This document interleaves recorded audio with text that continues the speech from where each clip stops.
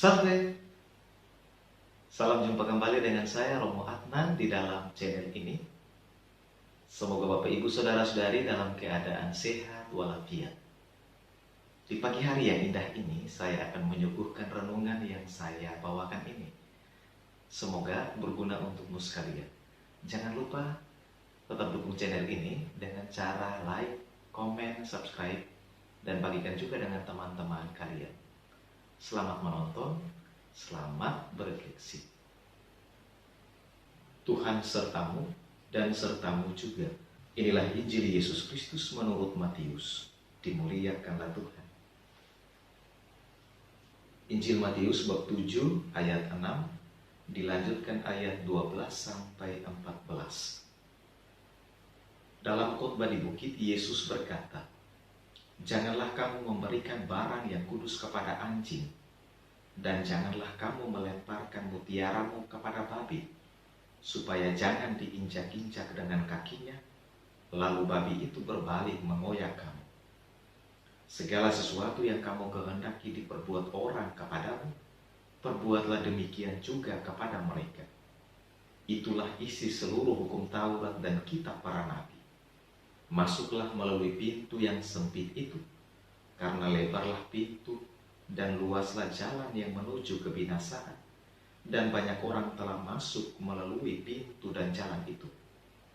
Tetapi sempitlah pintu dan sesaklah jalan yang menuju kehidupan, dan sedikitlah orang yang menemukannya." Demikianlah Injil Tuhan, terpujilah Kristus.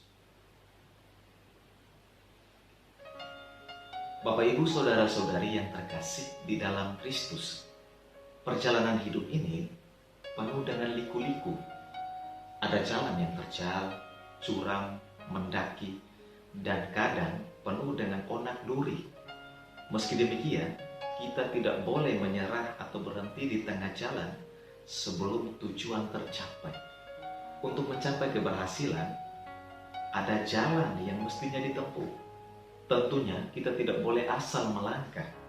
Kita mesti membuat pilihan yang benar, serta melangkah di jalan yang benar pula. Di dalam Injil hari ini, Yesus memberitahu kita bahwa hidup adalah sebuah pilihan. Kita dituntut untuk memilih di antara mengasihi atau menghakimi. Oleh karena itu, Yesus menetapkan hukum keadilan. Segala sesuatu yang kamu kehendaki supaya orang perbuat kepadamu, perbuatlah demikian juga kepada mereka. Yesus meminta kita untuk membangun prinsip hidup. Perlakukanlah orang lain seperti engkau ingin mereka memperlakukanmu. Yesus menginginkan agar kita tidak saling menghakimi dan tidak saling mengecam. Jika kita tidak ingin dihakimi, janganlah kita hakimi orang lain. Jika kita tidak ingin dikecam, janganlah kita mengecam orang lain. Kita diajak untuk melakukan hal-hal adil, mulia, manis, dan sedap didengar bagi sesama kita. Kita bukan saja mesti saleh, tetapi juga mesti jujur. Yesus mengajari kita bukan saja mengenai apa yang harus kita ketahui dan percayai, melainkan juga apa yang harus kita lakukan. Apa yang mesti kita lakukan bukan saja terhadap Allah, melainkan juga terhadap manusia, bukan saja terhadap sesama segolongan dan seiman dengan kita, tetapi juga terhadap semua orang secara umum, siapa saja yang berhubungan dengan kita. Yesus ingin kita menempatkan orang lain setara dengan kita, dan kita mesti beranggapan bahwa kita sama berutang budinya kepada mereka, seperti mereka kepada kita. Yesus ingin kita memperlakukan orang lain seperti diri kita sendiri. Kasihilah sesamamu seperti dirimu sendiri. Yesus ingin kita menjaga perilaku kita terhadap sesama kita. Bapak Ibu Saudara-saudari yang terkasih di dalam Kristus, terkadang kita menuntut orang untuk menghargai dan menghormati kita, padahal kita sendiri tidak menghargai dan menghormati mereka. Terkadang kita selalu cepat menghakimi dan mengecam sesama kita. Yesus mengingatkan kita bahwa sikap seperti ini adalah jalan kejahatan. Karena kita telah masuk melalui pintu yang luas dan jalannya yang luas yang membawa kita pada kehancuran dan kebinasaan hidup.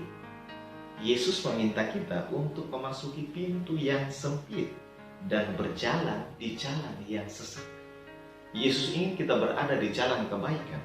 Yesus menghadirkan dua jalan bagi kita, dan kita dituntut untuk memilih secara bebas, atau jalan kebaikan atau jalan kejahatan.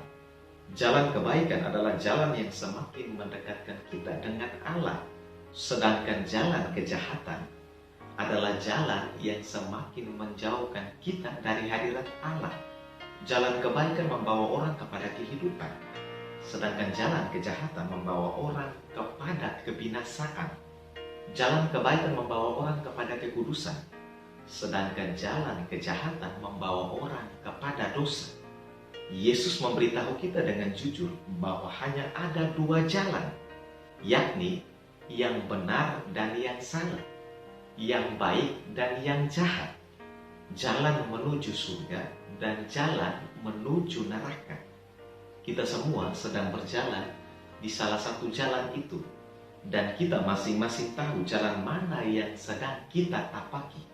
Jalan kekudusan memiliki pintu sempit dan jalannya sesat, sedangkan jalan dosa memiliki pintu yang luas dan jalannya luas pula. Kita diminta untuk bertobat dan dilahirkan kembali agar kita bisa masuk ke jalan ini. Dan di dalam jalan ini kita memulai kehidupan iman dan kesalehan hidup. Ini adalah pintu yang sesat, yang sulit didapat dan sulit dilalui, seperti celah di antara dua bukit batu. Mesti ada hati yang baru dan roh yang baru. Yang lama mesti berlalu. Apa yang selama ini kita lakukan harus dihentikan, dan kita harus memulai dari awal lagi. Kita diminta untuk merunduk agar dapat melalui pintu yang sempit itu. Kita mesti menjadi seperti anak kecil. Pikiran kita yang tinggi harus direndahkan.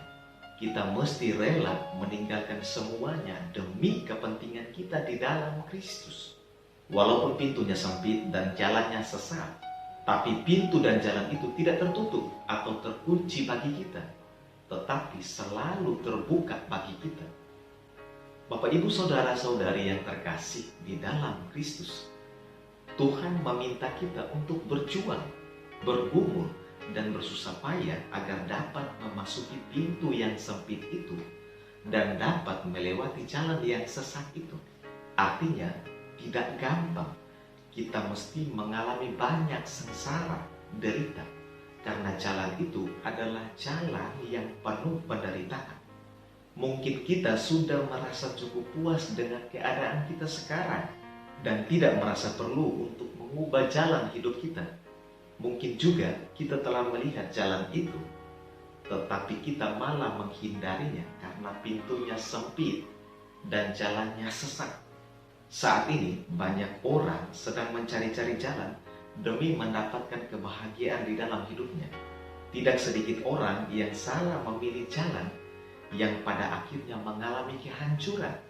Ingin menjadi sesuatu, orang menempuh jalan yang sesat, jalan pintas, jalan yang kelihatannya mudah, tapi ujungnya menuju maut. Sebagaimana dikatakan Salomo, ada jalan yang disangka orang lurus, tetapi ujungnya menuju maut. Tuhan mau memberitahu kita bahwa orang-orang yang sedang menuju ke surga itu hanya sedikit jika dibandingkan dengan orang-orang yang sedang menuju ke neraka. Tuhan mengundang kita semua untuk mendatangi jalan itu dan berjalan di jalan itu. Jalan yang sesungguhnya membawa kita menuju kepada kehidupan, menuju kebahagiaan abadi. Jalan apapun yang kita pilih sekarang, pasti ada tujuan akhirnya, atau surga atau neraka. Tuhan tidak memaksa kita dengan segera, tetapi tetap percaya pada kebebasan kita untuk memilih jalan mana yang hendak kita lewati hari ini. Saya sangat yakin bahwa kita pasti tidak ingin menunda-nunda lagi. juga tidak dengan sengaja menangguhkan lebih lama lagi, tetapi kita pasti berusaha masuk melalui pintu yang sempit dan berjalan di jalan yang sesak itu. Pintu yang sempit adalah pintu menuju keselamatan kekal, dan pintu itu adalah Kristus. Sebagaimana ia katakan sendiri, "Akulah pintu, barang siapa masuk melalui aku, ia akan selamat, dan ia akan masuk dan keluar dan menemukan padang rumput." Jadi, jalan utama yang harus kita tempuh sebagai dasar hidup kita adalah beriman kepada Kristus.